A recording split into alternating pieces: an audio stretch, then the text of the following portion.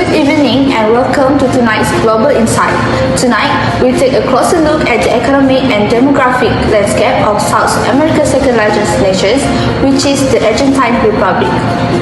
Spanning an impressive area of over 2.7 million square kilometers, Argentina stands as the 8th largest country in the world.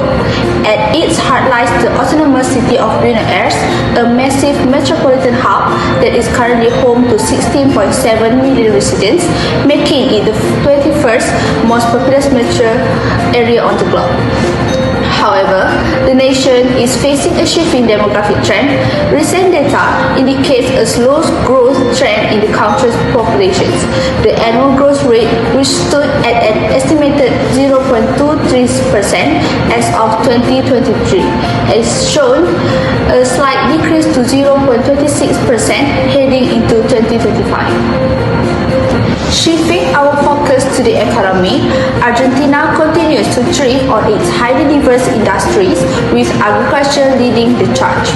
Blessed with incredible fertile soils and favorable climate conditions, the nation has solidified its position as a leading global producer of essential crops, including soybeans, corn, wheat, and sunflower seeds. Furthermore, Argentina's livestock sector remains a massive economic powerhouse. Its world-renowned beef production is a major contributor to the national economy, secretly positioning the country as one of the top beef exporters worldwide. An economic giant driven by its rich lands, yet navigating a changing population curve. That's all for our global report tonight. I'm Rafaelina Muhammad Ashraf. Stay tuned for the next report. Good evening, my name is Nurfitra Atirah Ahmad Sukairi, and today we will dive into Argentina's economic growth. Argentina's economic journey has been nothing short of dramatic, from global prosperity to sharp decline. During the golden age of 1880 to 1905, Argentina's growth outpaced France and Germany, nearly matching Canada. But between 1905 and 1941, expansion slowed, settling at about half the level of the United States. The Peron era brought nationalizations and falling raw material values, halting developments despite a GDP peak in the early 1950s. Later, from 1976 to 1990, stagflation and debt weighed heavily on the nation.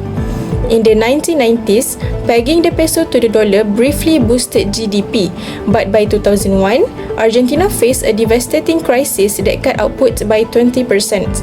Recovery followed in 2003 through 2011, driven by exports and expansionary policies.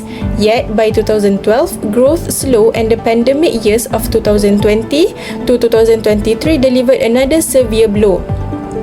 In 2024, President Javier Milei introduced shock therapy to curb hyperinflation and debt. The measures reduced inflation but triggered unemployment, business closure, and subsidy losses. Finally, by 2025, Argentina's economy rebounded, with forecasts pointing to steady growth ahead. Next, I will pass to my colleague. Thank you, Madam Secretary. Good evening and welcome to our economy update. I'm Nada Sofia Kairazma. Today we will talk about Argentina inflation and the changes in its economy. Argentina annual inflation is about 33.2% of May 2026. This means price much more higher than its 1 year ago. In May 2026, the monthly inflation rate is about 2.15%, while the inflation rate for the first quarter of 2026 is 8.9%. Although inflation is slowing down, the cost of living is still higher for many people. Over the past few years, Argentina experienced very high inflation. This increased from 24.9% in 2017 to 211.4% in 2023, which was the highest level. Since then, inflation has fallen to 117.8% in 2024, 31.5% in 2025, and 83.2% in 2026. This improvement is mainly due to government stricter financial and economic policy. However, many people are still struggling because prices continue to rise. Now, let's move on to our next report. Next, we're gonna dive into types of inflation in Argentina. Argentina's inflation crisis stems from both demand pull and cost push forces. Under Peron era, heavy spending and wage hikes fuel demand beyond supply. More recently, Milei subsidy cuts aim to ease budget pressures. On the cost side, peso collapses in 2020 and 2023 made imports costly, driving prices up. Interest rates soar from 40% in 2018 to 133% in 2023, choking commerce. Falling raw material prices further reduce foreign exchange. Together, these pressures created repeated cycles of high inflation, stagflation, and hyperinflation. Good evening and welcome to the Nightly News. I'm Nur Iman Maisara, your reporter for tonight. Tonight, we take a deep dive into an economic crisis that has gripped a South American nation for decades. We are looking at the staggering and continuous rise of inflation in Argentina, a country caught in a historical cycle of economic instability. To understand the current situation, we must first look at the past. Throughout the 1980s, Argentina battled chronic inflation driven by persistent budget deficits and excessive money printing. This economic turmoil culminated in a devastating hyperinflation peak of 4,923.3% in 1981. In a desperate bid for stability, the government introduced the convertibility plan in 1991, pegging the peso to the US dollar.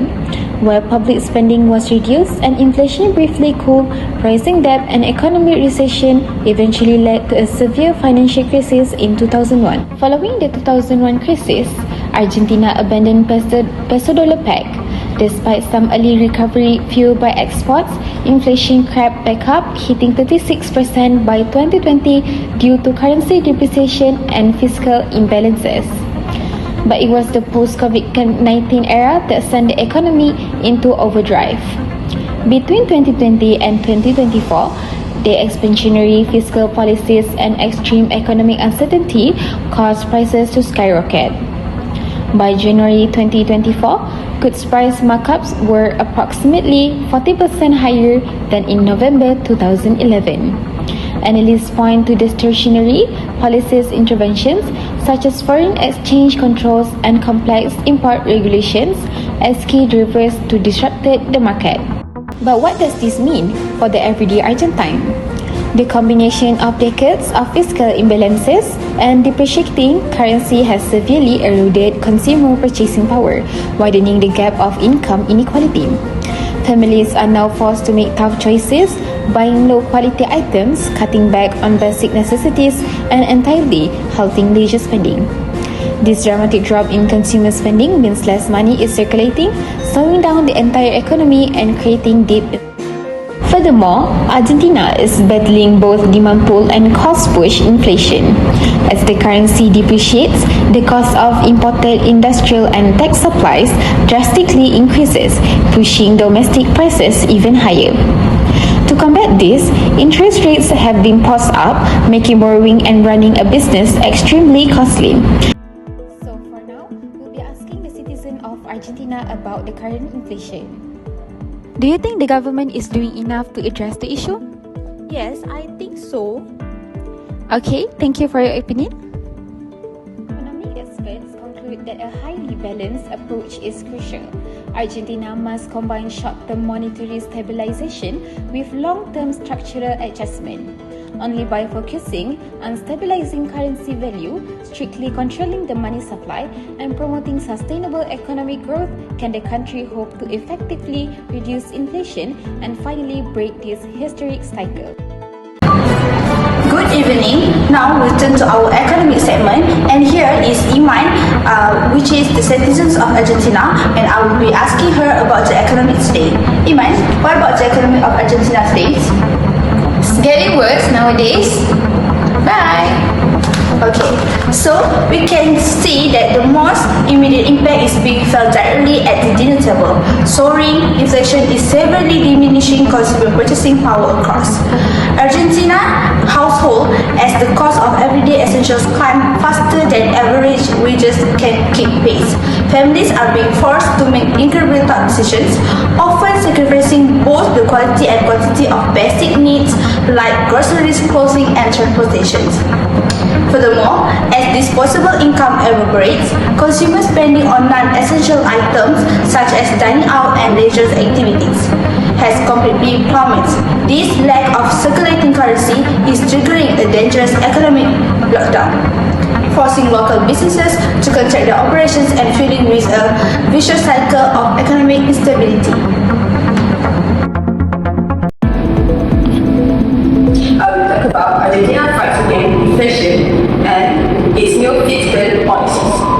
For many years, Argentina faced high inflation because of the government spend more money than it earned. To cover up the budget deficit, more money is printed that causes the value of peso fallen and the price is increased.